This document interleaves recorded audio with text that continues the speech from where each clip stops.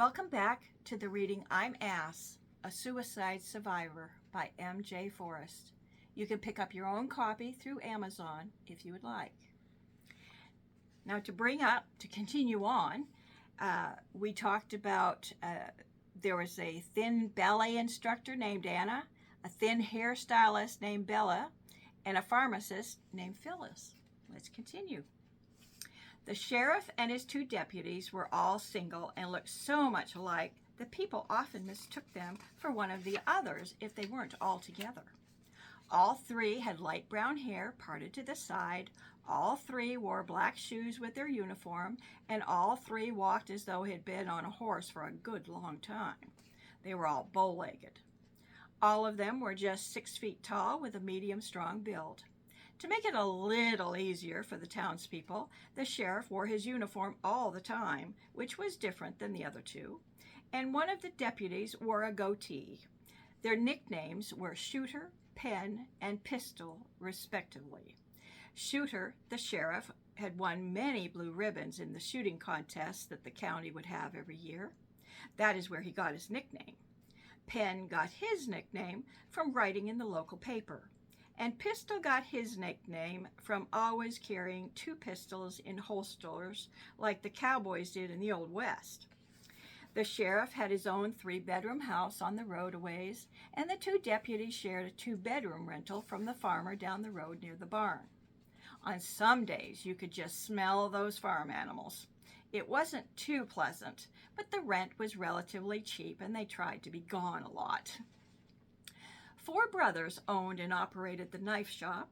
They sold everything and anything that was sharp, not just knives. They prided themselves that they knew how to fight and would win trophies in different contests of karate, precision, and skill. The oldest brother went by the name of Shave. He had a muscular build, bald head, tattoos all over his arms and back, and wore tight t-shirts to emphasize his muscles and tight jeans. He was 6 feet 1 and wore a size 14 shoe. His favorite contest used the throwing stars, and he had gotten so many trophies that he had a whole wall full in the trophy room that had been a bedroom at one time. He walked somewhat bow-legged and had a higher than normal voice, so he usually let his brothers do all the talking. He loved to put new handles on old knives that one of his brothers had just sharpened. He would lift weights daily after work in the trophy room that also served as the exercise room. He took pride in his muscles and tattoos and would show them to any woman that took the slightest interest. He had one tattoo that was a fish, and when he flexed his arm muscle just right, the fish looked as though it was swimming. The second brother called himself Slice. He had fairly short black hair that he styled with Vaseline to make it into grooves and curves like a tire in the mud trying to get out, and then would spray it with hairspray to hold it in place.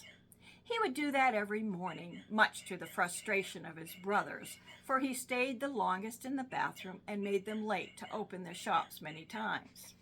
They all felt they had to walk together to their business for good luck. He mostly wore pinstripe dark blue or white suits on his thin, tall, but strong frame with shiny black shoes. He was the tallest of the 4, for he stood 6 feet 4. He had the deepest voice of his brothers and usually did most of the talking. He was always the one to go from town to town drumming up more business. His talent in the contest was the chain with handles at both ends.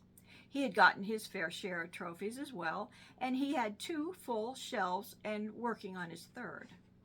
The 3rd brother went by the name of Dice. He wore his dark brown hair in a long braid down his back. He looked like a Chinese chef. He was the shortest brother, being only 5 feet 6 inches, and had a medium build. He wore long-sleeve shirts that even covered part of his hands. He couldn't find cheap shirts that would fit him properly. He wore khaki pants with dark shoes and walked in quick, short steps to keep up with his brothers. His voice was raspy, like a push lawnmower being pushed across the asphalt with no wheels. He had had cancer of the throat when he had been a child. Their parents both had smoked and died of cancer.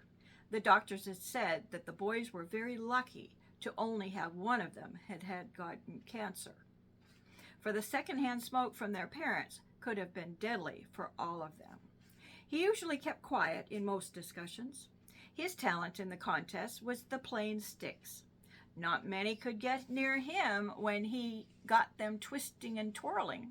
He also had 2 shelves full of trophies. The youngest brother went by the name of Cutter.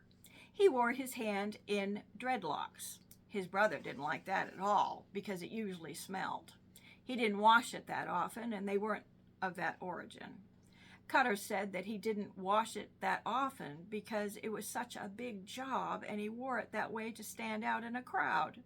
He didn't have any features that would stand out like his brothers. He was medium height and weight. He had dark brown hair, wore easy-fitting white shirts and black pants with black shoes. He walked and talked in a way that you could easily forget. His brothers would laugh and kid him by saying that his features were so common that he probably could steal from the nearby stores, and if they didn't have cameras, that he would get away with it. He did the best with knives in the contest that he entered, and he had gotten his fair share of trophies. And though he didn't have a whole wall like his oldest brothers, he did have one shelf almost full. And with that, we'll stop there and take up next week. And I hope this reading will help someone out there. And thank you for listening. And again, we'll see you next week. Bye.